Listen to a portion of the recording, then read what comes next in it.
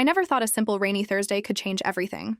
The city streets were blurred under sheets of relentless rain, puddles reflecting neon lights and the soft amber glow of street lamps. Each droplet hitting the pavement created tiny prisms, refracting the dim light into fleeting sparks that danced in the puddles. My umbrella, meant to shield me, had betrayed me, flipping violently in the gusting wind and leaving me soaked from head to toe.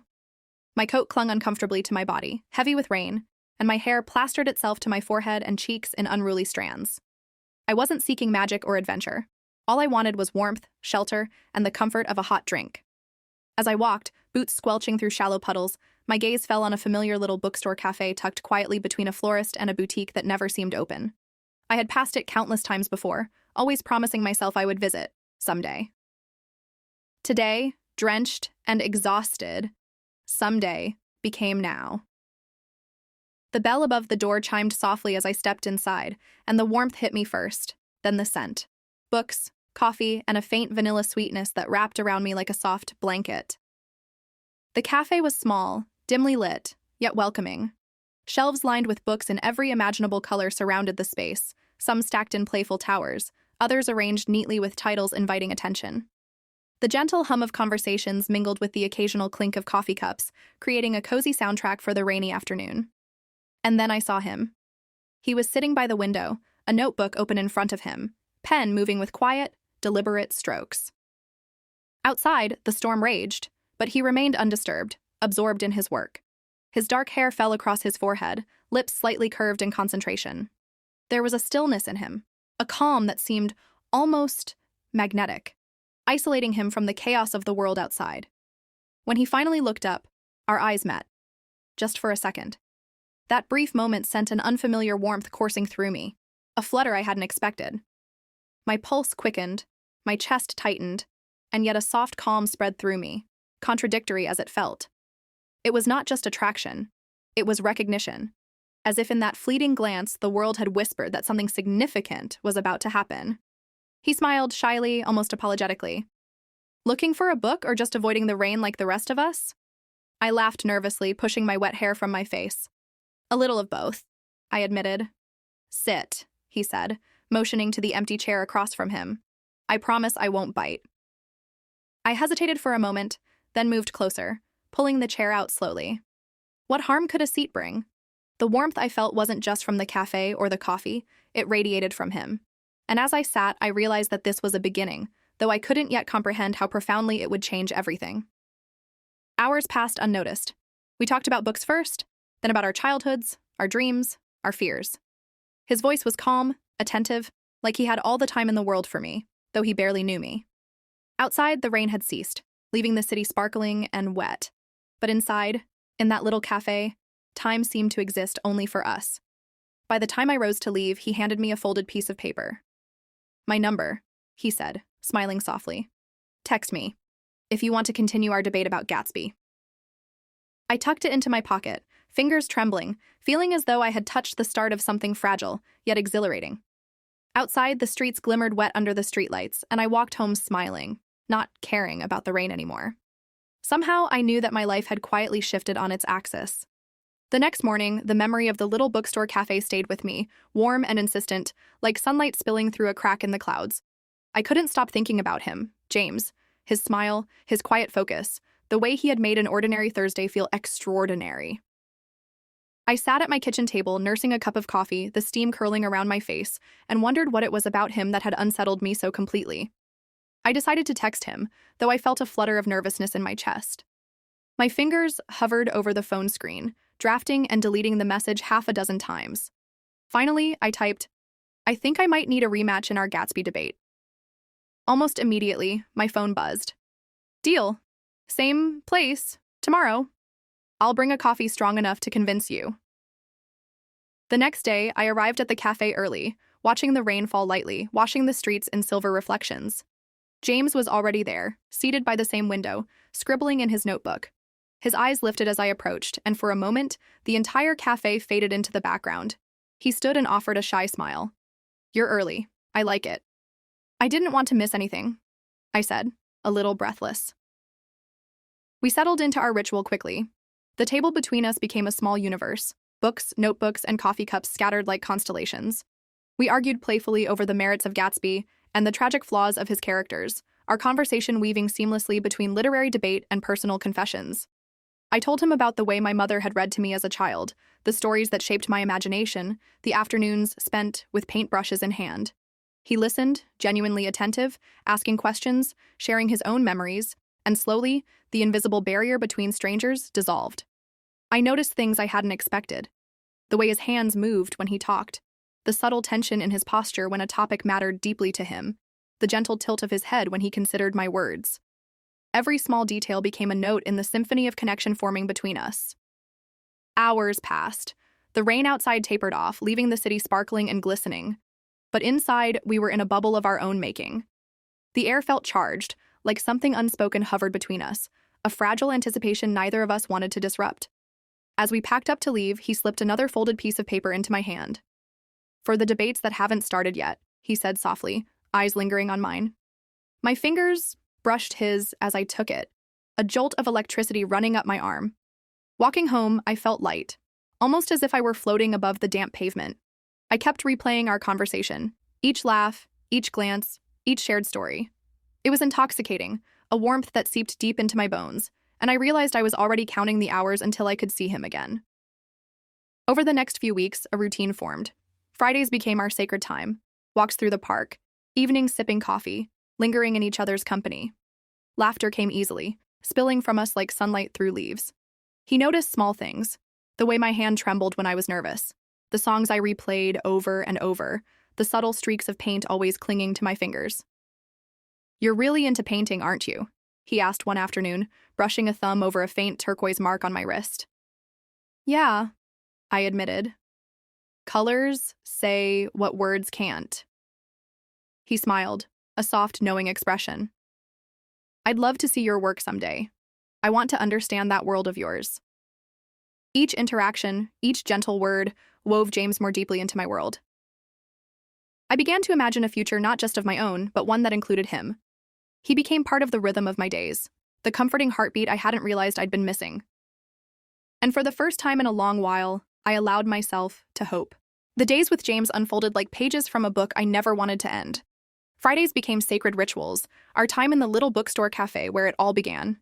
We would sit by the same window, his notebook open, my sketchbook spread across the table, coffee cups steamed between us.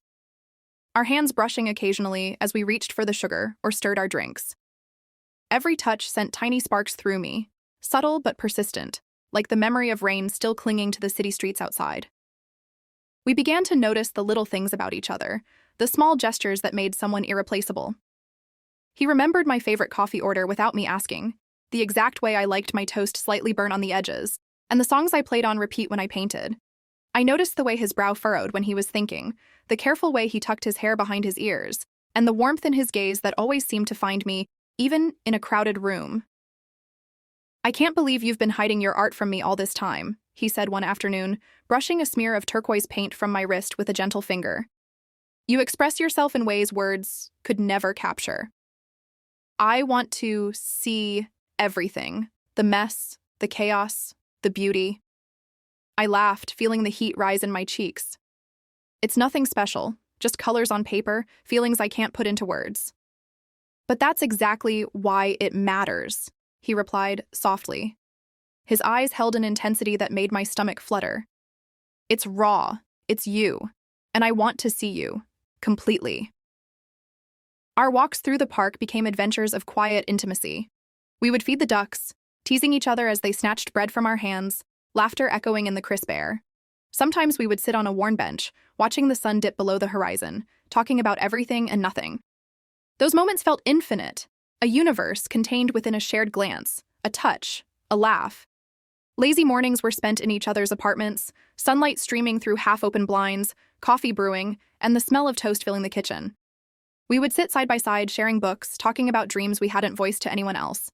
Each conversation brought us closer, weaving an invisible thread that tied our lives together in subtle, unbreakable ways. "Do you ever think about the future?" I asked one morning, the steam from my coffee curling between us. "Every day," he said, eyes soft, fingers brushing mine. "But it's hard not to when the present feels this right." The present felt like magic, like a world reshaped to fit just us. I had begun to imagine a life that included him, weekends with our little rituals, quiet nights on rooftops staring at stars, whispered secrets shared in the soft darkness. He had become part of my rhythm, the pulse of a world I had never known I needed. Even in silence, there was comfort. A hand held, a shared smile, a glance that said everything words could not. I began to understand the meaning of connection, the fragile, beautiful intertwining of lives. And every night, walking home through streets glistening with rain or gold with sunset light, I carried a quiet, growing certainty. James was no longer just a moment in my life. He was becoming a part of its story, and I was beginning to hope that this story could be endless. It started almost imperceptibly, like the slow cracking of glass under pressure. At first, it was subtle: missed texts, delayed responses, canceled Friday plans. I told myself it was just life getting busy, that deadlines, work, and obligations could be overwhelming. But the little things began to accumulate, each one a tiny weight pressing on my chest, until the world I had carefully built around us felt suddenly fragile. James became increasingly preoccupied. The glow in his eyes that once greeted me each morning softened, replaced by distracted looks at his phone, distant stares out of windows, and sighs that carried more than exhaustion. I tried to remind myself that people change, that life ebbs and flows. But, deep down, an unease settled in my heart. Something had shifted, a subtle withdrawal that whispered that the bond we had nurtured might not be as invincible as I had believed. One night, after a quiet dinner at his apartment, I asked, cautiously, "Are you okay?" My voice trembled, betraying the anxiety I tried so hard to hide. "Yeah, just tired," he muttered, barely looking up from his phone. His reply felt mechanical, rehearsed. Even the way he kissed me goodnight seemed hurried, distracted, like a habit rather than a gesture of affection. I lay awake later, staring at the ceiling, tracing invisible patterns with my eyes, my chest heavy with unspoken fears. The warmth that had once wrapped around us was thinning, replaced by a cold uncertainty that I couldn't shake. Days turned into weeks, and the distance grew more pronounced.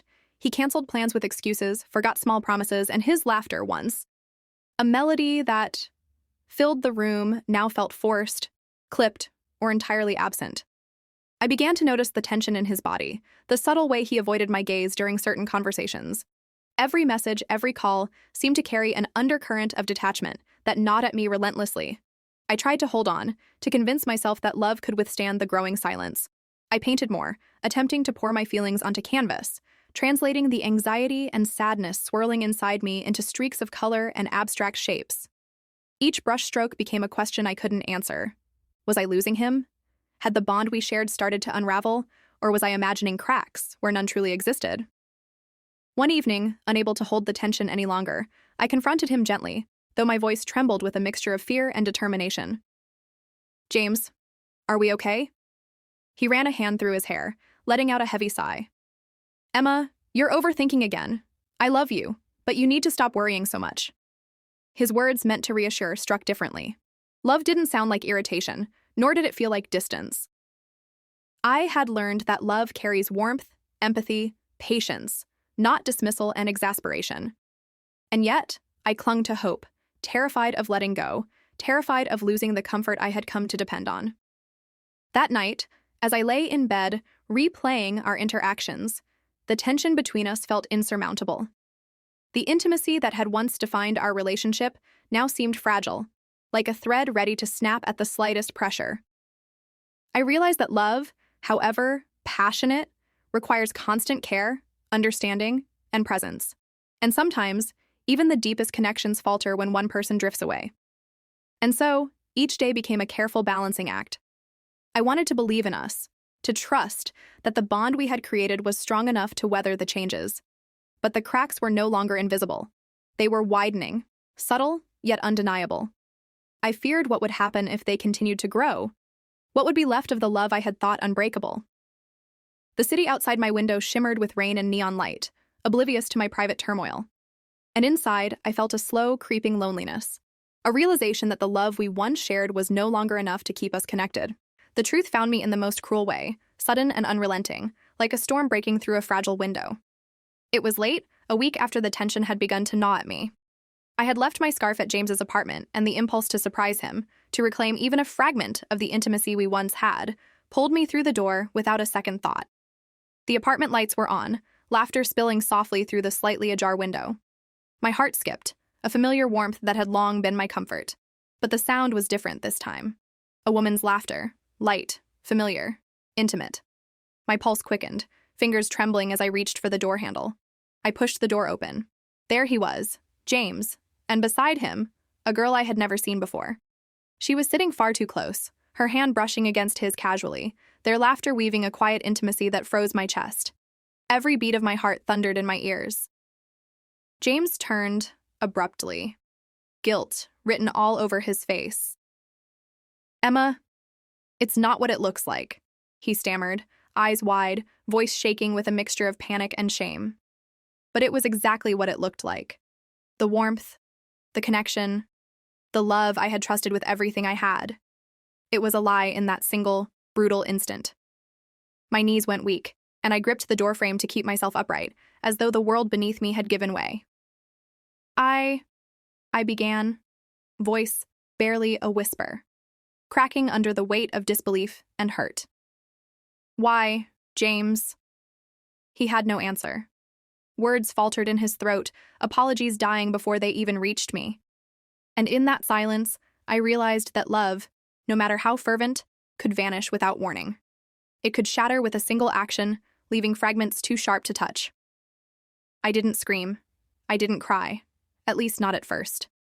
I simply turned away, letting the door click softly behind me as I walked into the night, the cold rain mixing with tears I hadn't yet allowed myself. Each step felt surreal, as if I were moving through a city that no longer belonged to me.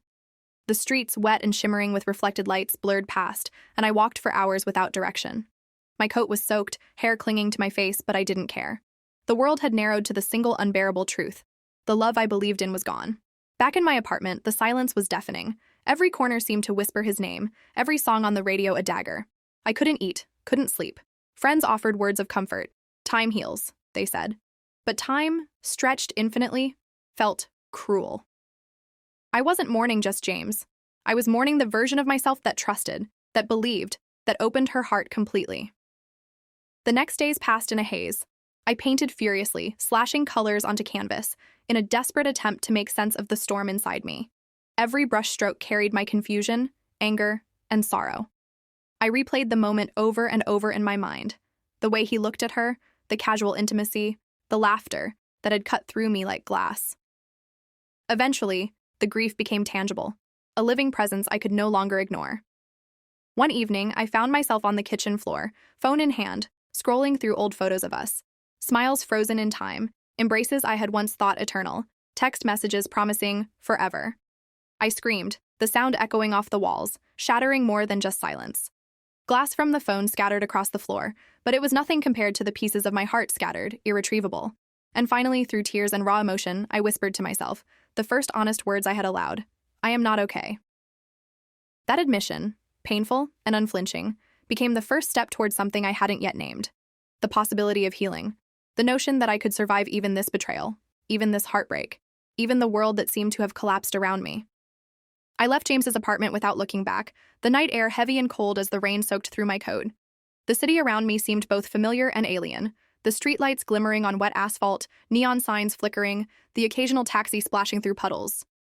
Every sound felt amplified, every shadow a reminder of what I had lost. My heart felt hollow, a cavern echoing with the absence of him.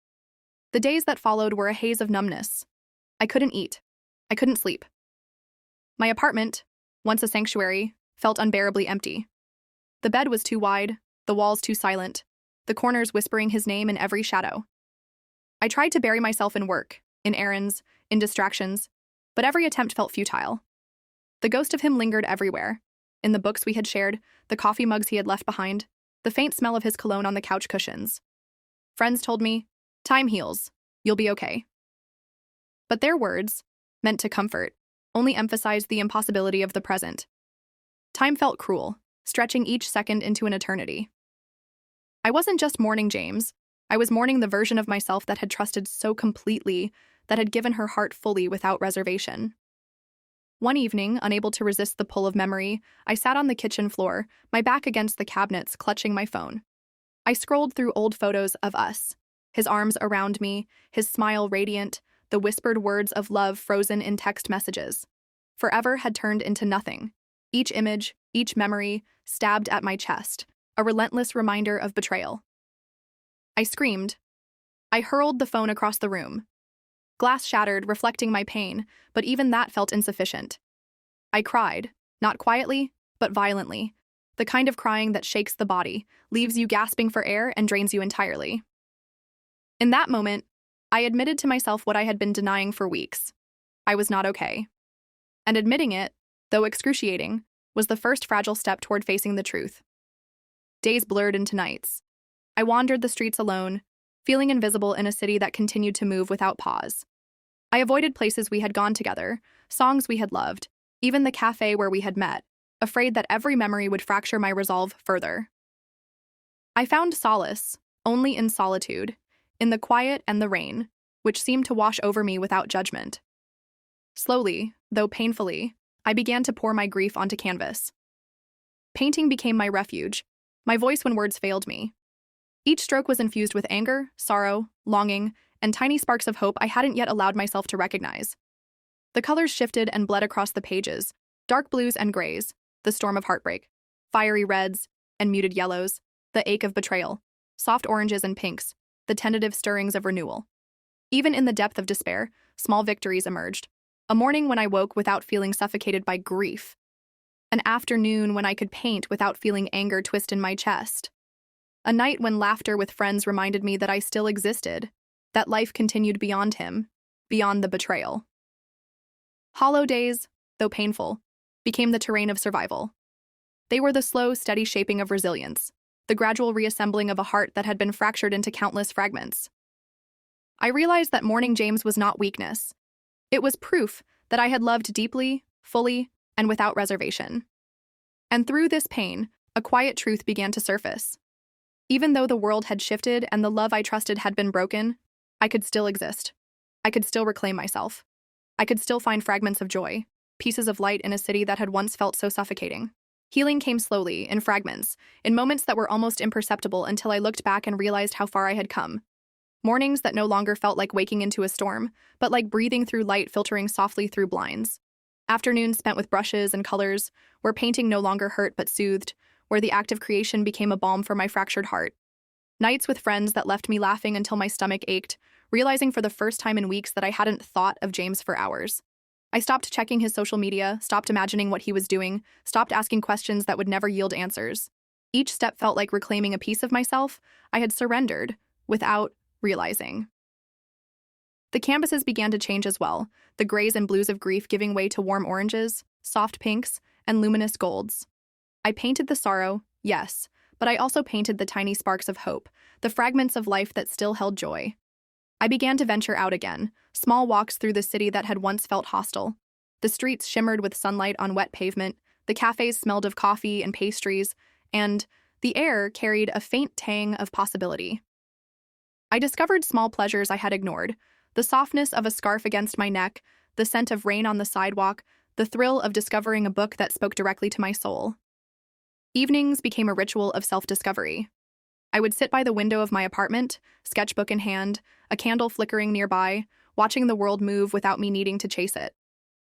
Thoughts of James would come, unbidden, but they no longer consumed me. They were part of the past, a chapter in a story that had ended, not the whole book.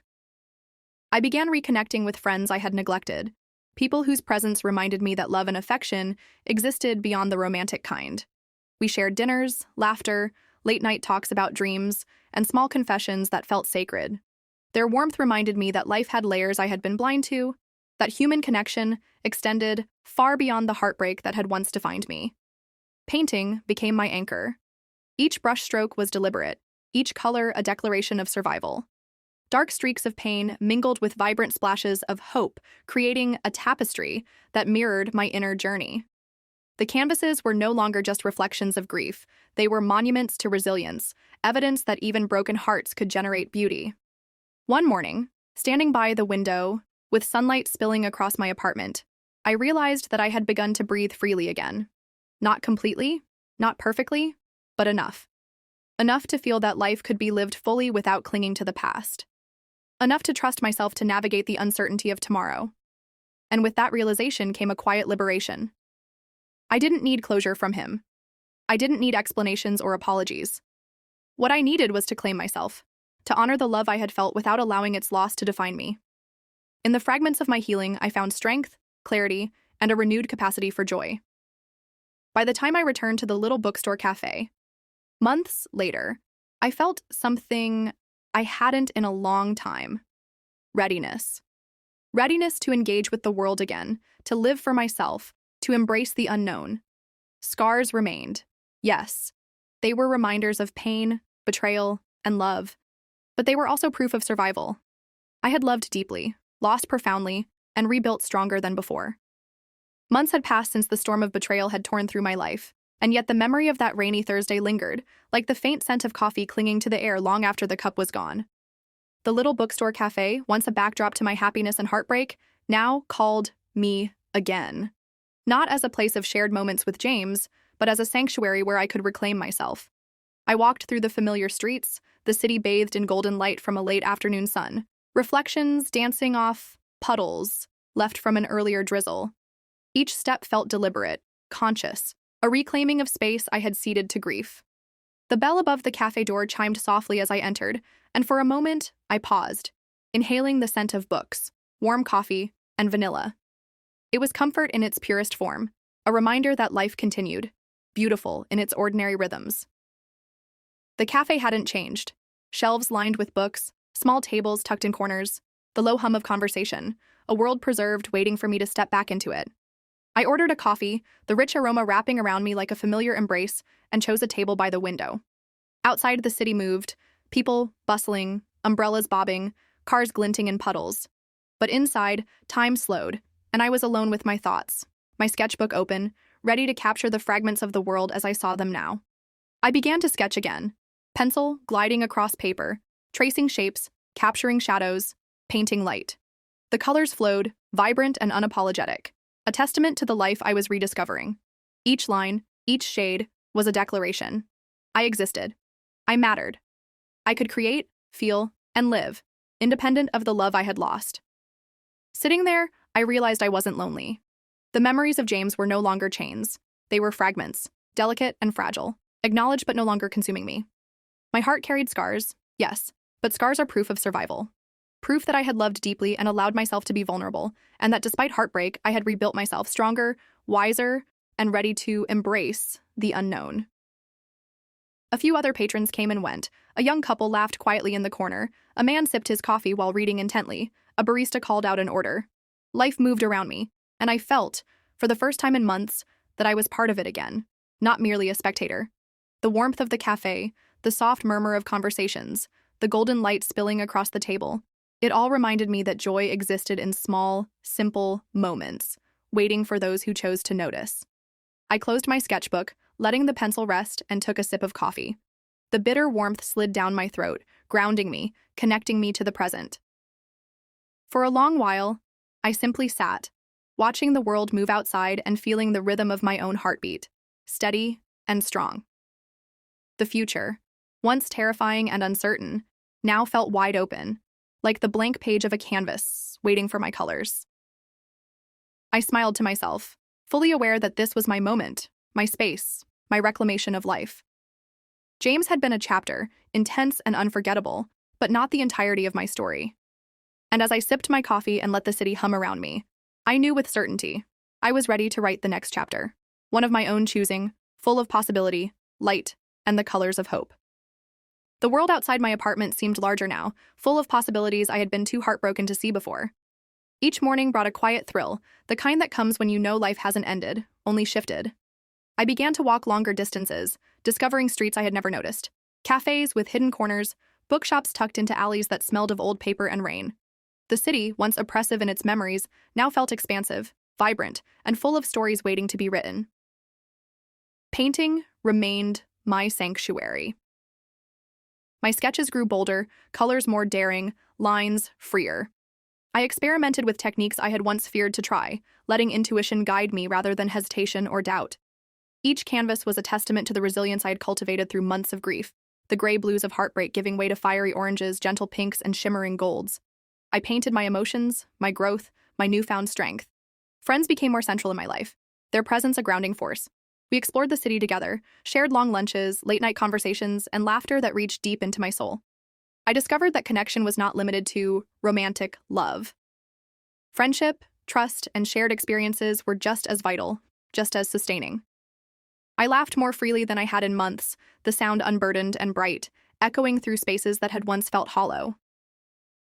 One afternoon, I visited a small gallery opening, curious and hesitant. The walls were filled with new work, vibrant, evocative, alive. I realized I was ready to step into spaces that once intimidated me, that once felt threatening because they reminded me of James, of love, of loss. Here, surrounded by creativity and strangers, I felt an exhilaration that reminded me that the world was vast, and my place in it was waiting. Love, I realized, might come again someday. Not as a desperate, clinging need, but as a choice, deliberate, conscious, and mutual. I wasn't ready to meet someone new yet, but I could imagine it without fear. I could imagine joy and companionship, shared laughter, and gentle intimacy without the terror of betrayal shadowing every interaction. At night, I often sat by my window, watching the city lights glimmer on wet streets after rain. I felt a connection to everything: the people rushing by, the flickering neon signs, the quiet whisper of wind in the trees. And in that connection, I found a quiet peace.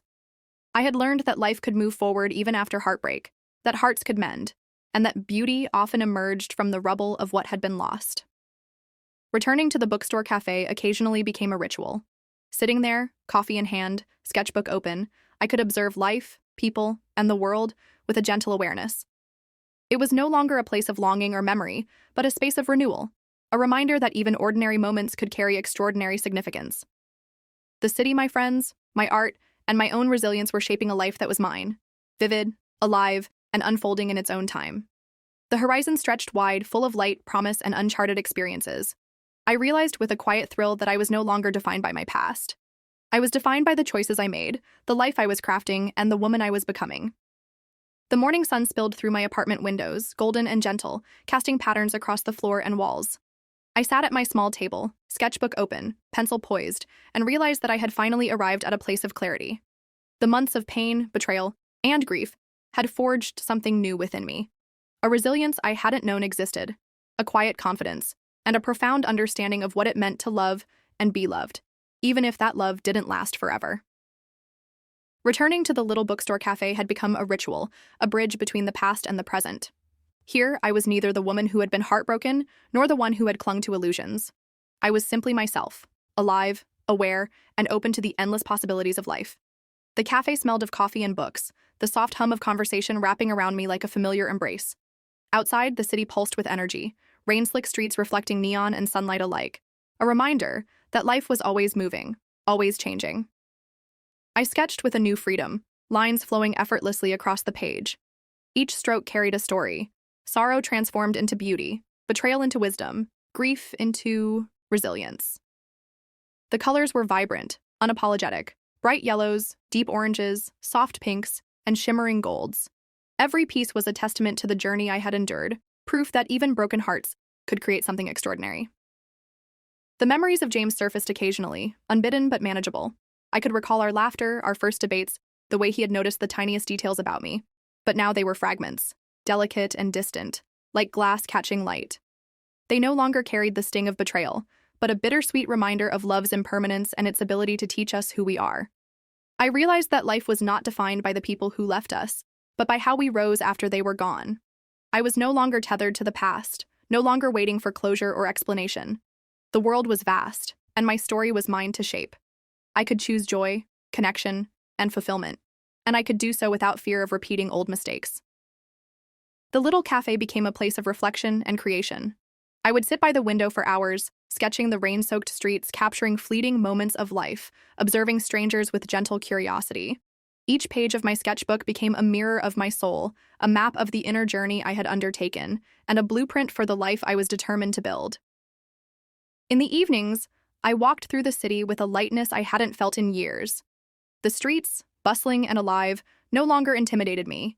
They invited me to be part of their rhythm. I laughed with friends, explored new corners of the city, and let myself dream again.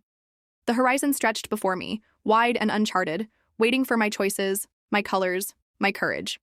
For the first time, I understood that letting go didn't mean forgetting. It meant choosing myself over the ghost of what had been, embracing the unknown, and trusting that life held more for me than I could yet imagine. James was a chapter, a vivid, unforgettable chapter, but not the whole book. I smiled as I sipped my coffee, sketchbook resting on my lap.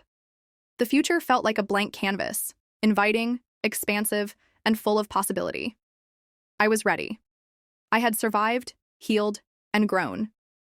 And now, I would create a life in which the colors of hope, love, and resilience painted every page, each stroke a declaration of the woman I had become, strong, whole, and beautifully free. Thanks for watching. More stories coming soon.